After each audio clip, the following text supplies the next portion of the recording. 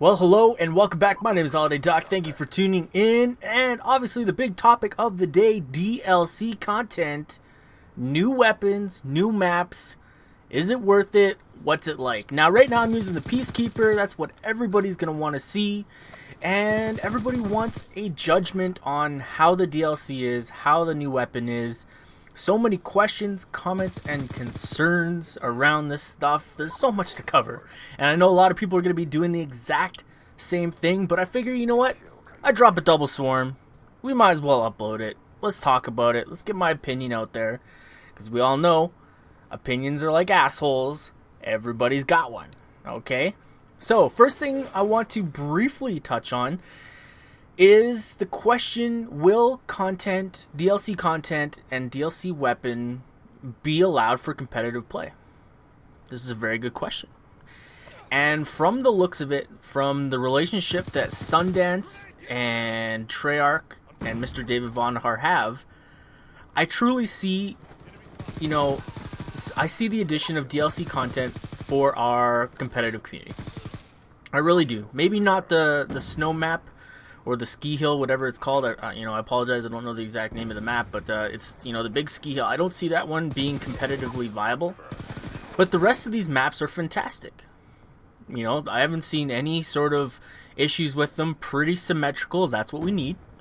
And the weapon, the PeaceKeeper, is not overpowered by any means. To me, it feels exactly like the Commando from Black Ops 1. It's even got the same, reload animations. It's got the same fire rate, and it's okay. I like it. And, it's not a game changer by any means. We're not going to see 4 Peacekeepers, 4-on-4 Peacekeepers like the FAMAS, that's for sure. But it's a nice change. It's something new. And I think it allows, your support player role, if we do allow it in competitive Call of Duty, I do see it as more of a support player gun.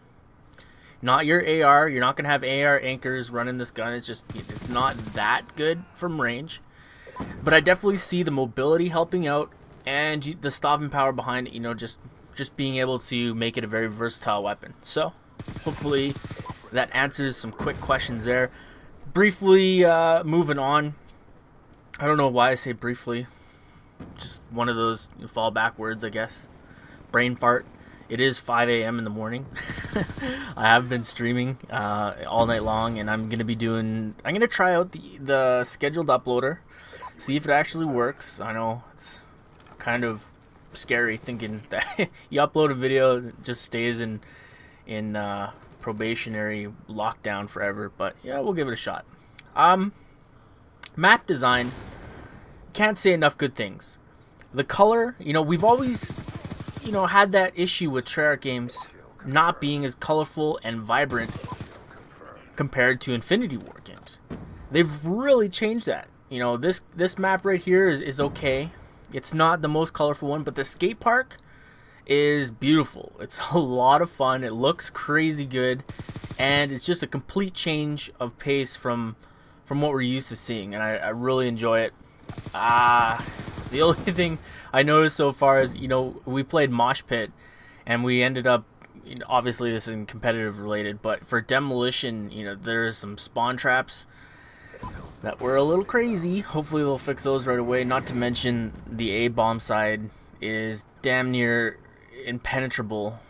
It seems, just spawns so close to it, you just can't get a lock on it. But so far I'm really impressed. Last thing we'll kind of touch on is the question, is it actually worth the purchase? And I guess it's different for everybody. If you're a casual gamer, you play Black Ops 2 once, maybe twice a week, no, it's not worth it. You're not going to get enough use out of it to warrant the extra, $20 or whatever. Or even the season pass, throwing another $50 on the game. But if you're a semi-casual gamer or a competitive gamer, I 100% think you need to pick this up. $20, you're going to get the new gun that's probably going to be implemented into competitive play anyways. The new maps are fun. They're going to add new map rotation into competitive, which I think is needed at this point. We need another viable CTF game, so we need to scrim it, practice it to see if it's worth it or if it's going to work. That's huge. So we need people playing it, and in order to have people playing it, well, we need you guys to go buy it. So I'd love some people to join up. You know, maybe give me your feedback down below, what you guys think, especially, you know, with all these changes, and everybody just got a different feel for it already. So yeah, that's my 2 cents, bro. My 2 takes on the maps here. I guess we could finish it off with talking specifically about the weapon. Iron sights, awful. Not really a fan. But for pubs, and look at my aim right here. I don't even, whoa, finally get the kill 3 hours later. But yeah, for pubs, you know, you throw the silencer on, you rack up, you know, the Mobies, the Swarmies pretty quickly. Competitive, you're not gonna see silencers ever. So, you know, having a reticle on there is going to change things up. I kind of feel like it shoots closer to the AN94 if we're sticking to comparisons on this game. Now, when you throw a reticle on the AN94, it's got a slight bit of bounce. So the same thing kind of with the PeaceKeeper. There's a little bit of bounce. It's manageable. The recoil is not heavy by any means. It's different. It's a different weapon. And I don't know how to pinpoint it exactly. I need more time with the gun to really see exactly what's going to happen with it. And we need to see it in scrims. So I'll be looking for it for sure. See if all these top teams will run it. If maybe ICN will be the first to kind of include it into their lineup. I think that would be huge, really cool. They're doing a DLC only tournament, I think, tomorrow night or tonight anyways. So I'll be watching that, see how it kind of plays out.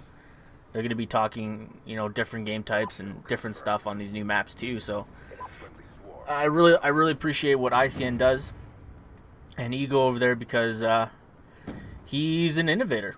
You know, he's the first guy to really challenge the community and force upon change, and, you know, tell people, you know, try something out before you knock it. He's that, you know, he's that first guy who does it, and he does it with his website, ICN. If you're new, you've been hiding under a rock, ICN is a tournament website. Lots of free daily tournaments, and they got paid tournaments, and there's prizes for everything, so it's really cool. Definitely get your feet wet in the community by trying that out over there. Maybe I'll link it in the description box. Just have to charge Eco a little surcharge. No, I'm just kidding. Closing off the commentary here. We've now, you know, officially been affiliated with 2 major companies. Elgato Gaming is a fantastic device making company who has, you know, done nothing but support, you know, YouTubers and everybody out there. And if you're looking to get a new capture card device, HDMI ready, that has, you know, probably one of the coolest features out there is the playback.